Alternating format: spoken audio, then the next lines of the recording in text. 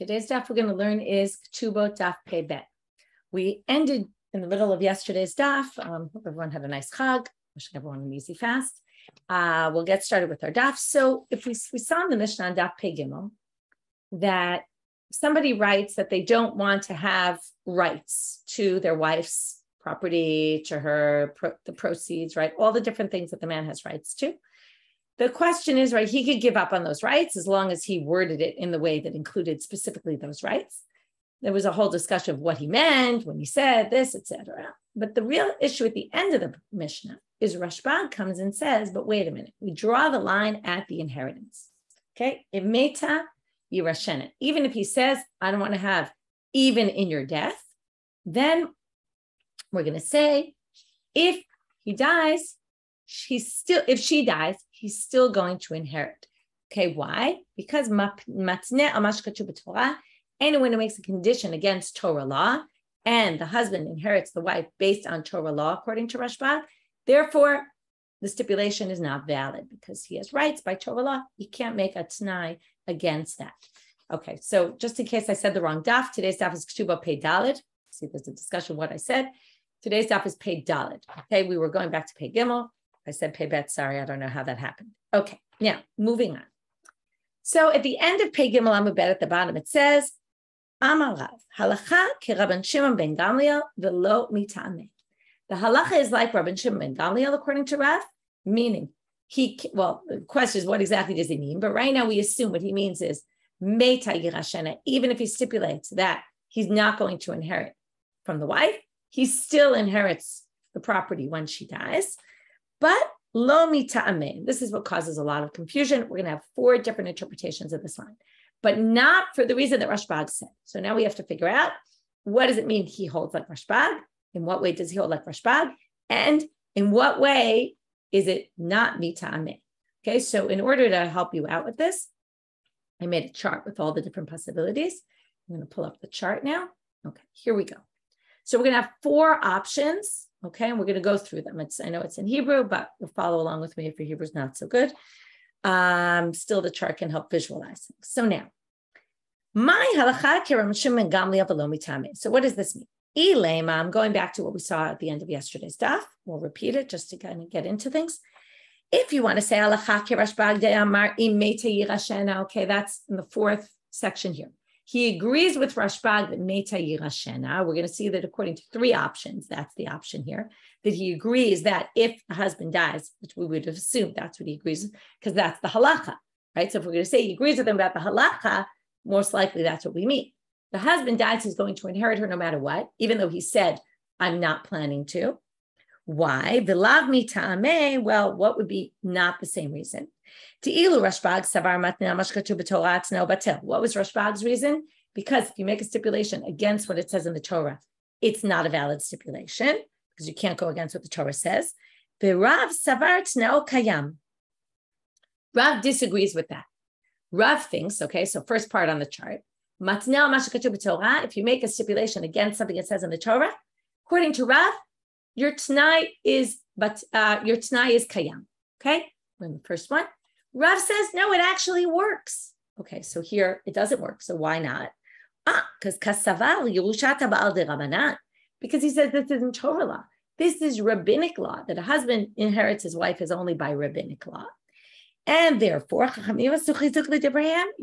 Michelle Torah.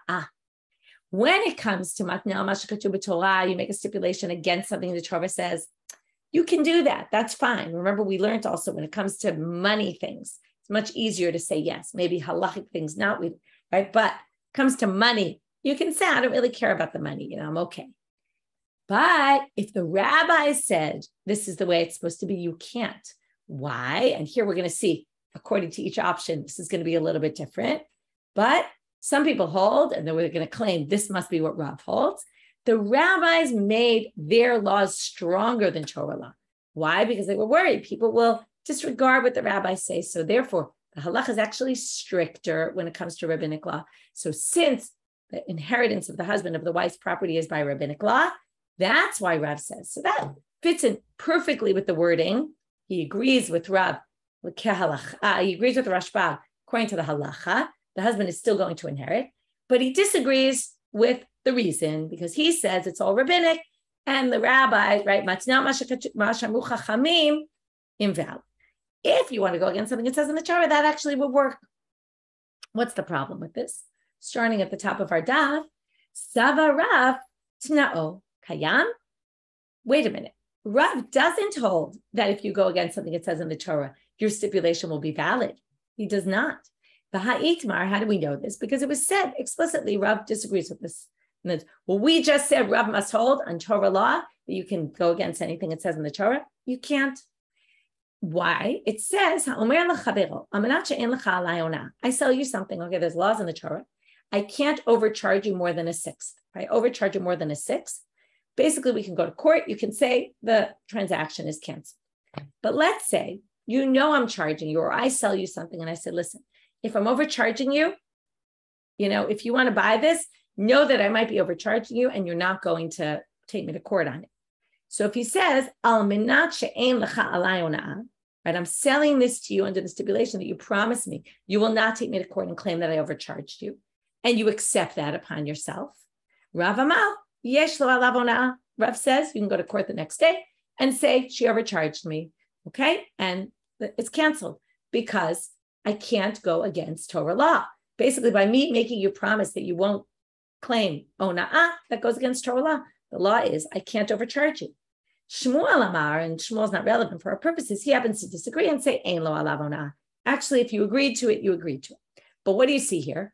Can't be, okay, we're back to down to the koshi now. Can't be that Rav says, Matnei ma shekatuv b'Torah tna'o is kayam, because we know, ona'ah, he says tna'o is batel. Okay, so now if you notice, in Havana, this is why charts are good. The next three explanations are all going to assume that Rav holds Matnei ma shekatuv b'Torah tna'o is batel, because we know it now, it's been proven from this other source. So now, option number 2. Ela. Halacha ke Rabban Shimon ben Gamliel da Amar, Matnei ma shekatuv b'Torah tna'o batel. In what way does he agree with Rabbi Shimon ben Gamliel lahalacha? Specifically about this issue, that if you make, Rabbi Shimon ben Gamliel said it explicitly, you make a stipulation against something in the Torah, it doesn't work. Also, that's what Rav holds. That's what he holds, like Rabbi Shimon ben Gamliel. V'lav mita'ameh, but not for the same reason. The ilu Rabbi Shimon ben Gamliel savar meta yirashena. V'Rav savar meta lo yirashena. Okay, now we're missing a little bit of information. So let's fill in the gaps. Rav must hold that when it comes to the inheritance of a husband of his wife, the law is only rabbinic. And therefore, what's the halacha? Can you be matnal what the rabbi said? In other words, Rav says you can't go against Torah law. But maybe he says the exact opposite of what we thought he said last time, which is not that the rabbis strengthened theirs more than Torah, and there it won't be valid. No, specifically if it's rabbinic, when it comes to Torah law, you can't make a stipulation against what's in the Torah because the Torah is very strict. You can't go against the Torah. But if it's just something rabbinic, it can work. You can make a stipulation. This actually makes the most sense, right? Because if the rabbis, again, obviously you can argue the logic in all the cases, but this we're going to say, no, if you make a stipulation against what the rabbi said, it actually is a valid stipulation because now you'd have to say the opposite. Chachamim lo asu chizuk l'divreihem yoter mishal Torah. They didn't see a need, at least in this case, to strengthen their words more than Torah, and therefore the husband only inherits by rabbinic law. And therefore, if you want to make this stipulation, you can make this stipulation. So according to this, what does Rav hold in our Mishnah? Not like Rashbag, that his Tanai doesn't work and Meta Yirashena, but say the opposite, Meta Lo Yirashena. He will not inherit if he stipulates that. He can stipulate it because it's only rabbinic law. So now the big problem with this, if you haven't figured it out, is obvious because something here doesn't jive at all. What did we say? The words were Rav holds like Rabban Shimon ben Gamliel lahalacha, but not for the same reason. Now this actually is the opposite. This is the same reason, meaning he holds that if you make a stipulation, what did Rashbag split into two? He said in the Mishnah, Meta Yirashena, that's the halacha. And then he gave his reason. Why? Because it's Matnei ma shekatuv b'Torah and Tana'o is batel. So now we're saying that Rav agrees with him about his reason, but he disagrees with the halacha because he holds it's only rabbinic and not Torah law. So that's the opposite of what we said Rav said. So it can't be that. Ella, option number 3. Halacha keram Shimon Gamliel de amal imeta yirashena. So now we're back, and again, if you look at once we reject, right? First, we rejected the fact that he would hold you can be matznel mashka tu b'torah. So then all 3 other ones say, okay, you can't be matznel mashka tu b'torah. Now we just proved that it has to be he holds meta yirashena. Can't be he agrees with him about something else. So if you notice, option number 3 and number 4 both say he agrees with Rashbag about meta yirashena. Right, that in this case, so it's going to have to, something else is going to have to change. So let's see. So he agrees with Rabban Shimon Gamliel, Meta Yirashen. Okay, he agrees with the basic halacha, which is a man stipulates, I'm not going to inherit from my wife. He inherits her anyway. The question is why? Lav mitame. Te'ilu Rabban Shimon Gamliel savar b'deoraita tneo batel. Right, the whole reason Rabban Shimon Gamliel says this is because it's Torah law, and anyone who makes stipulation against Torah law, it's invalid. Habed de Rabbanan, but you can infer from the fact that he said if you make a stipulation against Torah law, it's no good. You can assume that Rashbag holds if it's rabbinic law, t'na'o kayam, it would be valid. B'rav savar afilu b'de Rabbanan. Here comes the big word. Even when it comes to rabbinic law, t'na'o batel. Yeah, we're going to basically now also, Gemara is missing explanation here. Rashi fills it in for us. That what? There's 2 things going on here. There's one that's Torah law, which is the inheritance. So that we're going to now see. This is the only explanation of the 4 that thinks this. That Rav holds the inheritance is by Torah law, just like Rashbag held. Okay, so it's Torah law, and matznel mashkatu b'torah tzne'o batel. That's actually exactly like Rashbag, and for his reason, which is going to eventually be the problem here. But on what do they disagree? They disagree about rabbinic law. Now, there's no rabbinic law mentioned here, but there is rabbinic law in the Mishnah. What's the rabbinic law in the Mishnah? The payroth. Remember, the husband gets the proceeds of all the land of the wife when they're married. So if he wants to say, I'm not interested in that, that's where Rav disagrees with Rashbag. Because according to Rav, now we have option number 3 of the Chachamim, Asuchi Zuk L'Divrayim. We had the Chachamim. First, we said the Chachamim made their laws stricter than Torah law. Then we said they made their laws more lenient than Torah law. Now we're going to have they're equal. Okay, Chachamim asuchi zuk l'divrayim kimoshel Torah. We're going to basically say in rabbinic law it's the same as Torah law, and that's where Rav and Rashbag differ. Rashbag said, if you notice, look at his words. He said matznel mashkatu b'torah, but not in rabbinic law. So when it comes to the payroll, for example, Rashbag will think he can give up on the payroll. Rav will say you can't give up on the payroll either, because even rabbinic law, you can't make a stipulation against rabbinic law. So now the Gemara is going to say that also doesn't work, because hai kita ame ukil chateu v'Rav mosifu. The basic law and the basic reasoning is all the same according to this option. The only thing is Rav adds one extra thing that Rashbag wasn't even talking about, which is the rabbinic law. So you can't, that doesn't match up to the words either. So option number 4, and even option number 4, we're going to have a difficulty with, but we're going to actually resolve the difficulty. Okay, so we're back to that. He does agree with the basic law here, that the man is going to inherit even if he stipulates he doesn't want to. Vilav mitame, but not for the same reason. Why? Te'ilu Rabban Shimon ben Gamliel savar Yerushat habal doraita v'chol hamatzil mashkatu b'torah tzne'o batel. V'Rav savar Yerushat habal derabanan v'chachamim asuchi zuk l'divrayim kishel Torah. Very easily, and this is actually a very good, easy answer. Rashbag says that it's Torah law, the inheritance. Rav says it's rabbinic law. So they each for different reasons, because Rav holds rabbinic law, you can't make a stipulation, because not that he disagrees and thinks by Torah law you can. No, he thinks by Torah law you can't also. He just says this isn't Torah law, this is rabbinic law. And Rashbag says this is Torah law. And each one says you can't make a stipulation against what it says in the Torah or against what the rabbis say, right? Difference of opinion, whether it's rabbinic or Torah. But that's their difference of opinion. Again, Rav holds it's to Rabbanan, Rashbag holds it's to Oraita. Rashbag says if you go against something by the Torah, your stipulation is canceled. Rav agrees with that also by Torah law, it's canceled, but he just doesn't think that this is a Torah law. And what does he say? This is rabbinic law, And the rabbis made rabbinic law just like Torah law. And that's how they all agree.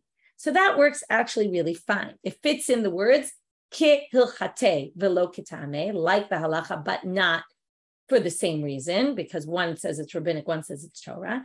And again, Rashbag wouldn't hold the same thing if he thought it was rabbinic law. So that fits perfectly. What's the one problem? Something else. We're going to bring in some other source entirely that we haven't seen yet. And we're going to say that that raises a problem. Now, something that we thought almost all along, right? In option 1, 2, and 4, we all said he must hold the inheritance is rabbinic. Now they're going to raise a question on that. Now, why didn't they raise it before? Well, because they had other problems before to raise. But now they say, to say that he thinks the Yerushat Abal is Rabbanan is problematic. V'hatnan, doesn't it say in a Mishnah? Okay, so I'm going to close the chart because you don't really need it at this point anymore.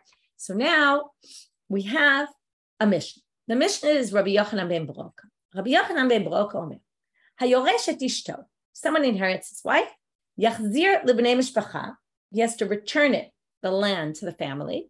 Assumption is we're talking about in the Yovel year. The Jubilee year, all the land referred back to its original owners.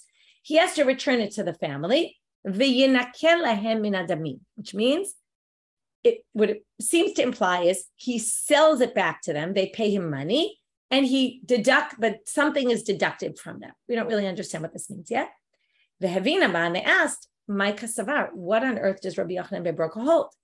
Isavar, in our issue about Yerusha, is it Torah law or rabbinic law? Ika Savar Yerushat Habal Doraita, if we think that he inherits the land of his wife by Torah law, Amay Yachzir, why does he have to return it? V'ide Rabbanan, if it's rabbinic, Dami Maya Vidatayu. If it's only by rabbinic law, then of course it goes back to her family at the Jubilee year. And then why should he get compensation for it? The assumption is he gets compensation, just they deduct something. So it would make no sense. He would get any compensation. It's only rabbinic law. The Torah law is the land all reverts back to their original owners. So Amarav la'olam kasaval Yerushat habal deoraita. Really, it's Torah law, which means it doesn't revert back in the Jubilee year. So then what's the case here? Kigon, now they say it's a very unique case. Horishto ishto beit hakvarot. Okay, maybe this isn't so unique actually. Could be people had burial plots in their land. So the piece of land that she passed on inheritance was a family burial plot. Okay, now mishum pgam mishpacha amar Rabbanan lishkol damei v'lahadya. Because of a pgam mishpacha, meaning this is going to be very offensive to the family. Instead of they're not going to be able now to bury their dead in their family burial plot. They're going to have to go, pay money, go bury in someone else's place. People like to be buried with their family. So because it's a pgam mishpacha, kind of is a I can't think of the word exactly, but it's like a stain for the family to do this. The rabbis say, lishkol dami v'lihadir. Pay, you give back the land, but they should pay you money. Now remember, there has to be some deduction. We'll get to that in a minute. But they pay you the money for this. In other words, this land is yours legitimately, fair and square, because it's doraita. But the right thing to do is to give it back to them and just have them pay you money for it. What is he? Okay, thank you for the help on the word disgrace. Okay, it's a disgrace to the family. That's a good word. What does it mean? Yinakel lahem min adamim? Temei kever ishto.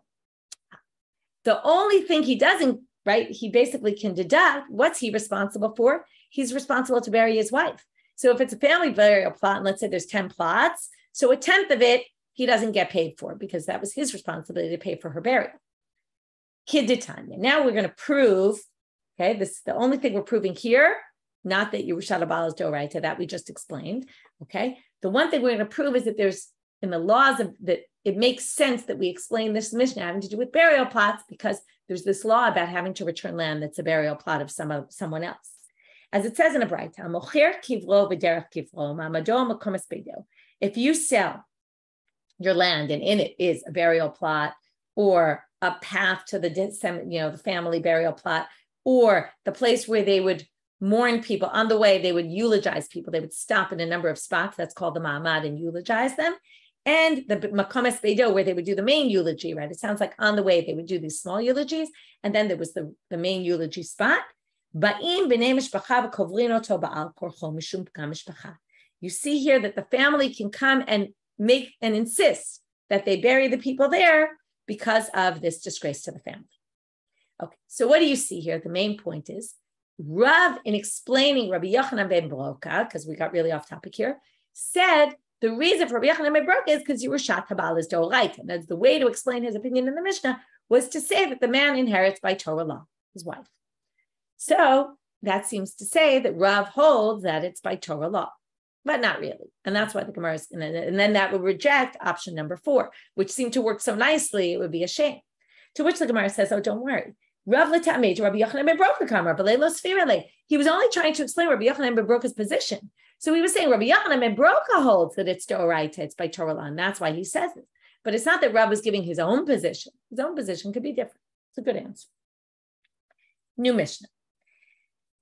Before I get to this Mishnah, I just want to review the way the laws work here. Somebody dies, their land goes to their children, their heirs, the male children, they have no male children, female children. And then we have all sorts of people who have claims on this property. We have a wife who needs to get her ketubot payment. We have anyone who had a loan, right, who he had borrowed money from or owes money for some reason. So we have all these people that line up. Now, normally, who has first dibs? The children, because they're the heirs and the property and the money is in their possession. But here we're going to talk about a case where there was money or objects that were not in the possession of the orphans for a particular reason. So for example, Misha Med. So the first thing is we have who's got claims on the money. We have the heirs, that's the last one, the Yorshim. We have the wife who has the ketubah money to demand, and the Baal Chov, and a creditor who he owed money to.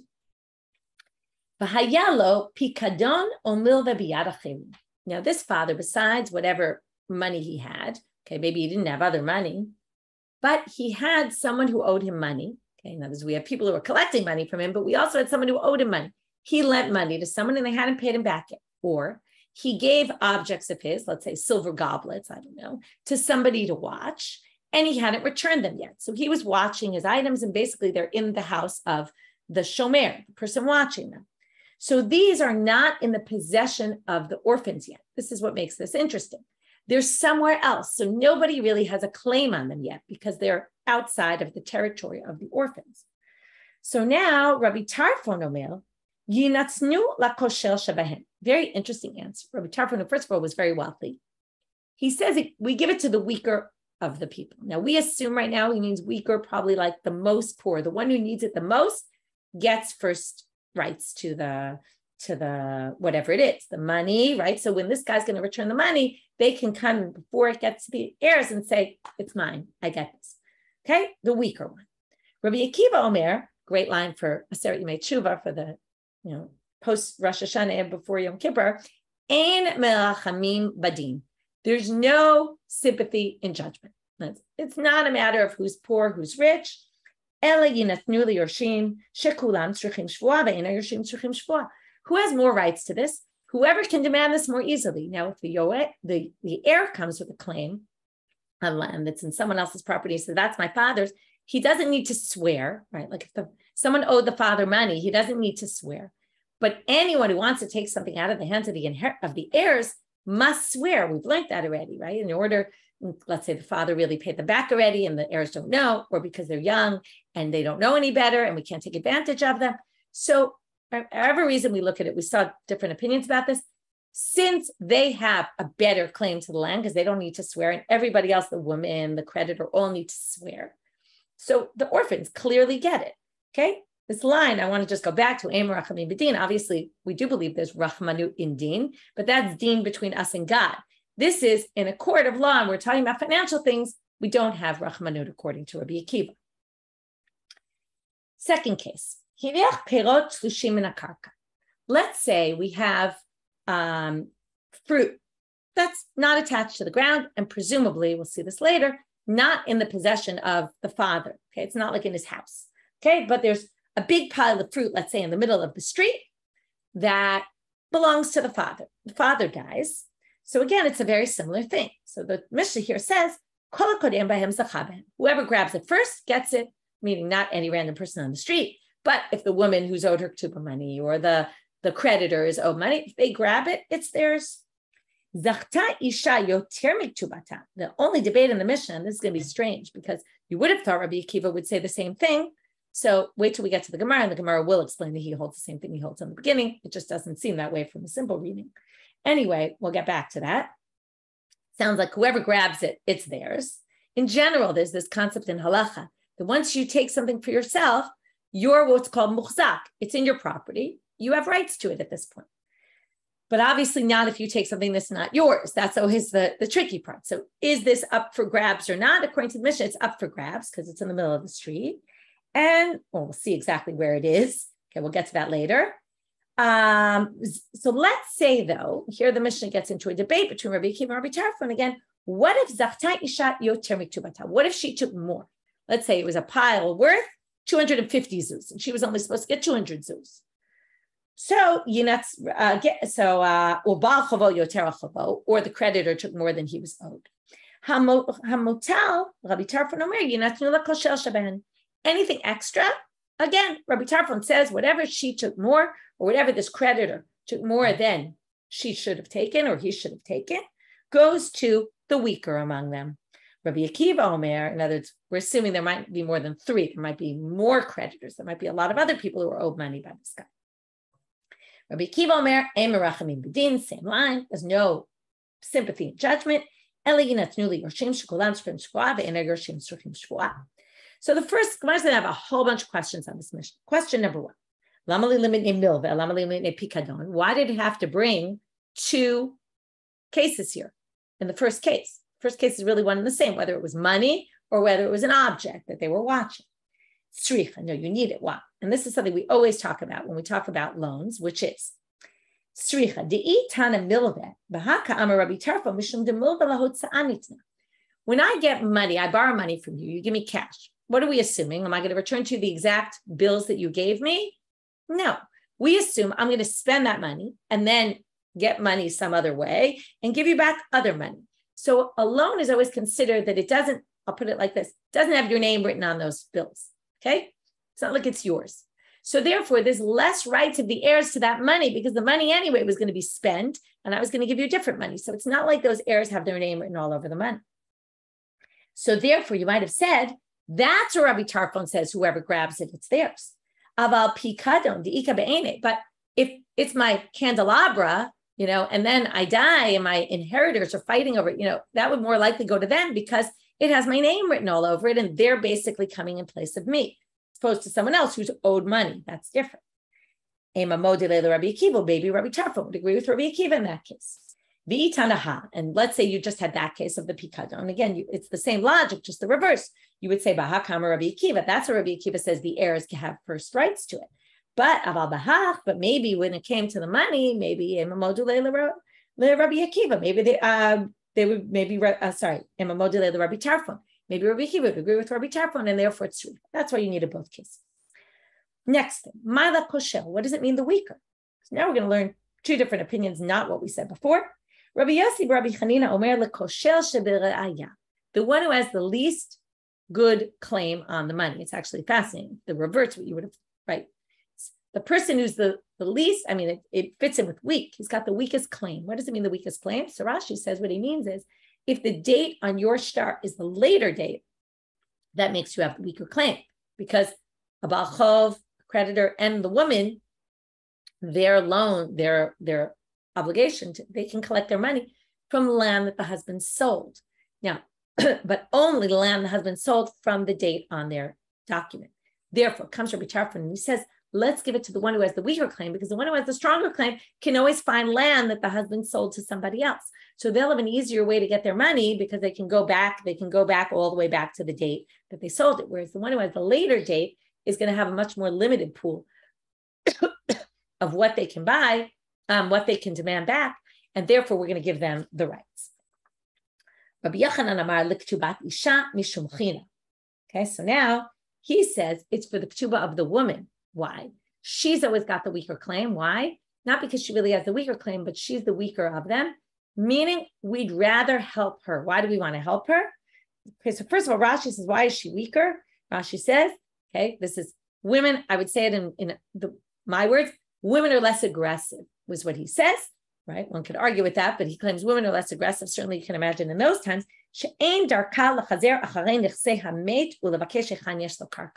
It's not usually the way of a woman to go finding what property he has and trying to demand it. So if this is there and she can just take it, let's let her have it. Much easier. Why do we side with her? In other words, number one, she's weaker. The question is, why do we side with her just because she's not going to go out and do it on her own? They say mishum china. This is very interesting. China is going to come up a lot. It comes up a bunch of times also in Gitin. Every time we say it, it always has to do with her getting her tuba. And there's a big machlok of Rashi Tosfot. China is chen, right? So that somebody is motzei chen be'enei somebody else. So that somebody finds favor in the eyes of someone else. So who's finding favor in the eyes of who? According to Rashi, it's always referring to her ability, her wish to get married from the beginning. We want women to get married, even though it kind of goes against the Tov L'Meitav Tandu and L'Meitav Ormelo, which is women would always rather get married. Here we're saying we need to make it easier for women to get married, so they agree to get married by telling them it's going to be very easy to demand your ketubah back when you need your money. So in other words, they'll agree that the men will find favor in the eyes of the women if the women know that it's going to be easier for them to claim their ketubah. So they're going to get the strongest position here to make it easier for her to get her ketubah money so that she'll get married, the first marriage, right, in the beginning, knowing that it'll be easy to get her ketubah money. Tosfot says the exact opposite. We're talking about the second marriage, and we're talking about the men wanting to marry the women. Because why? We want to make it easy for a woman to get her ketubah money so that she'll be eligible for marriage quickly. People will see she has money. She'll get her ketubah money fast. She'll be able to get married. It's a very interesting debate between them. Anyway, that's what happens when the Gemara is not clear. Mishum china, it doesn't say who's motzei chen be'enei who, and therefore, okay, next. So now they say kitanayim. By the way, there's a machloket tanaim about this. Because Rabbi Binyamin Omer l'koshel sheberaya v'hu kashel, and this is the right way to go. In other words, this is the right thing to do, to give it to the weaker, one who has the weaker claim. Rabbi Elazar Omer l'ktubadi sham mishum china. He says, okay, so the two opinions we have here are Rabbi Tarfon, also machloket tanaim about Peirot hatzlushim. So there you see that Rabbi Tarfon had an opinion, and then even Tanaim debated what did he mean by his opinion. Kinyach peirot tlushim. So now we get to what I mentioned in the Mishnah, which is I understand there's fruits out on the street. Rabbi Kiva. My area motar, kulunami do yorshin have. Why does he only say when it comes to the extra, we're going to give it to the yorshin? What about the fruits themselves should go, right? Why does he hold in the second part of the Mishnah, whoever grabs it, grabs it? Doesn't sound to fit with his opinion in general. To which the Gemara says, in Achinami, you're right. He really does disagree with Rabbi Tarfon about this. The first part is really only Rabbi Tarfon. He thinks peirot, random, right, pile of the guy's fruits in the middle of the street, goes to the heirs for sure. But I did Rabbi Tarfon motar, since Rabbi Tarfon distinguished between the fruits themselves, which he said, whoever grabs it, it's up for grabs, they can take it. As opposed to like when it's in someone's house, you can't just grab it. But whoever takes it, grabs it. It's only the extra that comes to Rabbi Tarfon and says, that goes to the koshel shabahen, the weaker of the two. Therefore, Tanaiu Nami Motar. Therefore, Rabbi Akiva disagreed with him specifically on the Motar, because that's where he said the line that Rabbi Akiva disagrees with, HaKoshel, and he says, no, there's no mercy and judgment. Anyway, Rabbi Akiva, okay, so in other words, Rabbi Akiva disagrees with the entire Mishnah, okay? Both the Motar and even the Peirot themselves. He really thinks across the board the heirs get it. To which the Gemara is going to ask now on Amud Bet, Rabbi Akiva, Tfisa lo mahanya klal. This could be asked in two different ways. It all depends on your tone of voice. Okay, Rashi says lashon she'elahu. So it's just a question. Other commentaries say this is a difficulty. Okay, there's a different way you say it. If it's a difficulty, a difficulty is what? There's no way he thinks that Tfisa lo mahanya klal, or does he really think that Tfisa doesn't work? And what's Tfisa? Tfisa means if the fruits are on the street and the woman grabbed them for herself, we just said that Rabbi Akiva holds, take it out of her hands, goes to the heirs. Does he really hold that way? Or does he hold that way? Okay, it's a minor difference, but it's an important difference. Okay, there's no real ramification because in the end, they're going to ask the question, they're going to answer it. Amar Rav Nachman, v'hu shetafas mechayin. Rava says in the name of Rav Nachman, there is a case where tfisa works in this kind of situation, but this is not it. Okay? What we were talking about here was that the fruits were in the street, the husband's already dead, and the wife, let's say the wife or the creditor, grabs the fruits. According to Rabbi Akiva, that's not effective. Why is it not effective? Because if they wanted access to those fruits, what would they have to do? They'd have to swear to the orphans. So the orphans have a better claim. That was Rabbi Akiva's whole theory. But if, let's take the Baal Chov, he's an easier case, because the woman theoretically shouldn't be taking her ketubah in the lifetime of her husband. We just learned. Ketubah lo nitna ketubah li gavot mechayim. Right? She can't take it when he's alive. So let's put that aside, even though some people say maybe she can, but let's leave it for right now.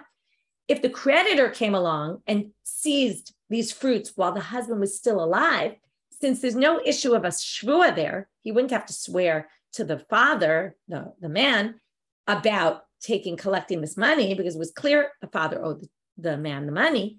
So if he had taken it during the husband's lifetime, and then the husband died, and then the children claim, oh, wait, that's ours, then he would have a claim, because it's in his hands already.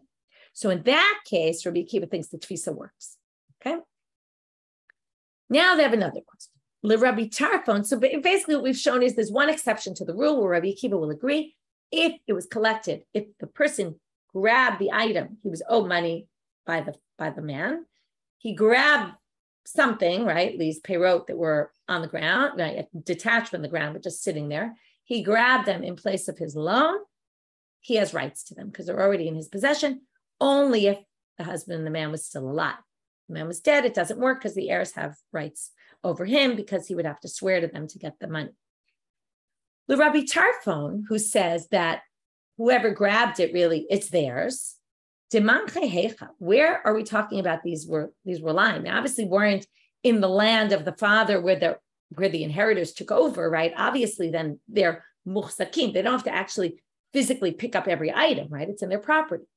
So we're going to have a machloket Rav and Shmuel on the one hand, and Rabbi Yochanan and Rish Lakish on the other.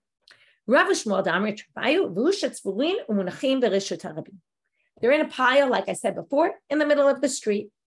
Aval b'simta lo, but if it's in a side alleyway or area where people often did business with each other, that's already kind of like a private domain. It's not exactly, but it's enough to say the heirs get it. Rabbi Yochanan and Rish Lakish Damri Travayu afilu b'simta. Think even if it's in a simta, that's still a public place. The heirs don't have any more rights to it. And Rabbi Tarfon would then say, right, whoever grabbed it, grabbed it. Or again, depending on the situation, if it's right beyond that where they took too much, then the extra goes to the koshel shebahen, the weaker. Don't daine to Rabbi Tarfon. Now the assumption of the whole rest of the daf is that we paskin like Rabbi Akiva, but the judges ruled like Rabbi Tarfon. And basically, they let this, let's say the woman grabbed some of her ketubah money from these fruits who were in the middle of the street, and they ruled like Rabbi Tarfon. Ahadre Rish Lakish l'uvdaminai. Rish Lakish said, give the money back. It's not yours, goes to the heirs. After the judges ruled. Amarle Rabbi Yochanan, Asita kishal Torah? Did you make this law like a Torah law, that it's so clear we paskin like Rabbi Akiva, that you're overturning this? But if it was a Torah law, I understand. This isn't a Torah law. Like, how could you overturn? Well, once the judges ruled, this is what we call b'diavad. It's already done. It's done. Just leave it. So the question is, what's the root of their debate? Gemara is going to suggest one thing, reject it, and then give three other possibilities here. Lema b'hakam. Why don't we suggest that this is the machloket? Demar savar ta'abed var mishnah chozel. Rish Lakish held, if you make a mistake in something that's clear from the Mishnah, okay, it's interesting, they say this is clear from the Mishnah. It's clear from the Mishnah Rabbi Akiva holds this way, but the assumption is it's clear that we hold like Rabbi Akiva. So if it's clear as the sun, it's so clear because it's a Dvar Mishnah, something that's so simply obvious, chozel, then even if the judges ruled, you have to redo the judgment. Umar Savar, Rabbi Yochanan tells no, Ta'abed Dvar Mishnah ain't no chozel. They might have made a mistake in something that was totally obvious, but we still don't undo the judgment. That's the suggestion, to which the Gemara says no, can't be. Everybody agrees that if you make a mistake, the judges made a mistake in ruling in such an obvious case, of course you redo the judgment. So now we're going to have, as I said, three possibilities. Number one, Rabbi Tarfon was the rabbi of Rabbi Akiva. And even though, why was it so obvious we hold like Rabbi Akiva? Because we always hold like Rabbi Akiva when he debates issues with his colleagues. But The halacha is like him with his colleagues, but not with his teacher. Rabbi Tarfon was his teacher. Maybe not. We'll see. But right now, we're going to assume Rabbi Tarfon was his teacher. Umar savar halacha afilu me rabo. But Rabbi Rish Lakish, and that was Rabbi Yochanan. Okay, so therefore, Rabbi Yochanan said, they held like Rabbi Tarfon. That's fine. Rish Lakish said, halacha afilu me rabo. We hold like Rabbi Akiva even against his rabbi. That's Rish Lakish, and that's why he overturned the judgment. So it was a debate about how we hold. Second option. No, everybody agrees. Of course, you paskin like Rabbi Akiva, but only with his colleagues, not with his teacher. What's the debate? I already alluded to this. Fascinating debate. What was the relationship between them? Because often they come together, like, the time they were sitting in Neibrak learning, right? And the Leila Seder, they're listed as colleagues. It's not like different levels, rabbi, teacher.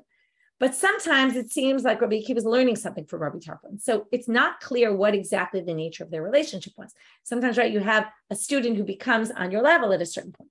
So it wasn't clear. And that was the debate. So if you put him in the colleague category, we're going to pass like Rabbi Akiva. If you put him in the teacher category, we're going to pass like Rabbi Tarfon.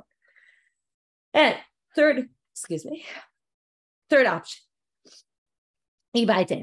Alternatively, you could say, everybody agrees they were colleagues. So that's not the issue. One says we paskin like Rabbi Akiva, as we've been saying all along. Umar savar matin itmar. We lean toward Rabbi Akiva, which means normally if there's a debate, we're going to probably go toward his side. But that means if you paskin the other way, we're not going to undo it. That's Rabbi Yochanan. Rish Lakish says, no, we paskin like Rabbi Akiva. Okay, in which case, clearly, he's right, and we're going to overturn the judgment.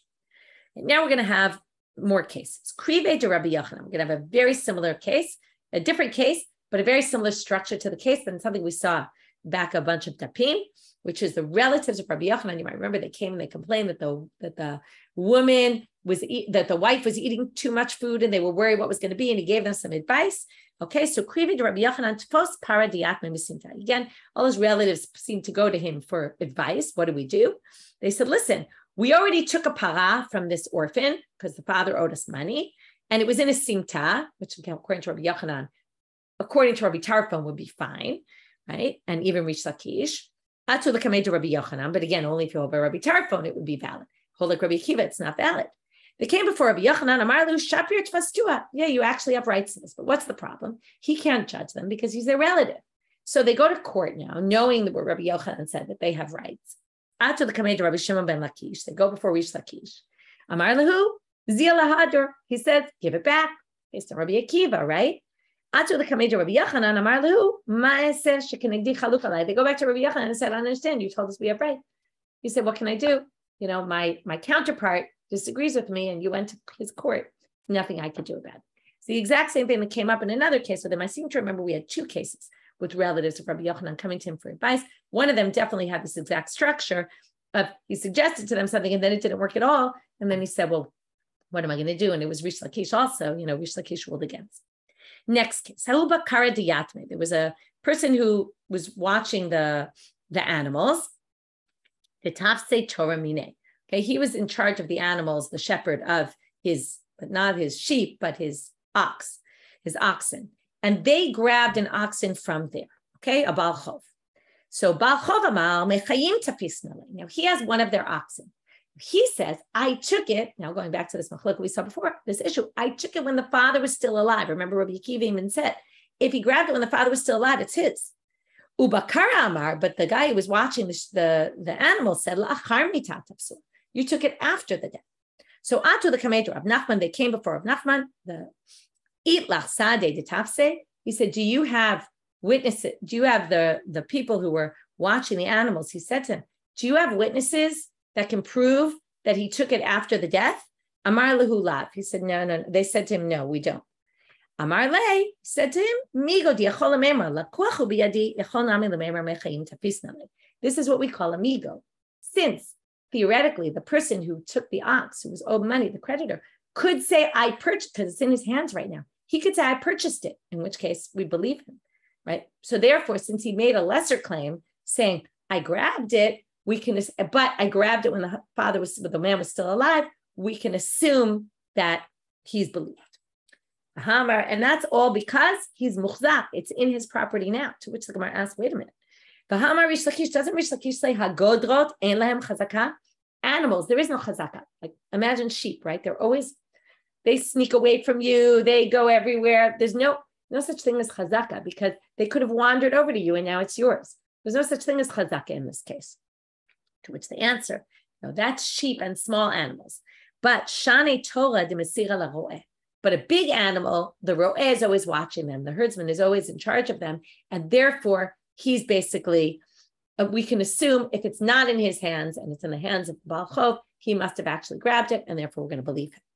Last story for today, the last one I'll leave for tomorrow, because it really starts today and goes into tomorrow. Very fascinating case where you really question how the rabbis might sometimes a little bit abuse their power, but we'll get to that tomorrow. Debate Nisia. The people in the house of the Nasi, here we also might see a little bit about taking advantage. Tafus amta diafan misimta. They took the slave woman of the orphans from a simta. In other words, again, she wasn't in their property. They seized her. They said, she's ours, right? He owed us money. We're taking the sama. Yativ Rabbi Yaval, Rabbi Chanina, Bar Papi, Rabbi Yitzchak, Nafcha, these three rabbis were sitting. The Yativ Rabbi Abba Kabayim. Rabbi Abba's with them. So we have three rabbis and Rabbi Abba. Amar Lehu. So the three rabbis said to them, Shapir said to the people in the house of the Nasi, Shapir Tfastua, you took her, it was your right. Again, like Rabbi Tarfo. Amar Lehu, Rabbi Abba, Mishum de Ben Nasianinu Machnafitulu. What? Are you flattering these people because they belong to the Ben Nasi? But you're being unfair in judgment because these are wealthy people and you want to do what they want. So you could be on their side. You'll get favors from them in the future. It says, Vahadon Dayanin. What does he quote him? The first case we saw today. Don Dayanin Rabbi Tarfon, Vahadra Rish Lakish, Uvdaminayu. Rish Lakish overturned a judgment when someone did that. So how could you be doing this? Okay. So we see again this push to hold like Rabbi Akiva. Okay, we'll wait. And like I said, we'll get to this next story tomorrow and we'll see this very interesting story and how it unfolds. Wishing everyone a good fast, Shana Tova, and see you tomorrow.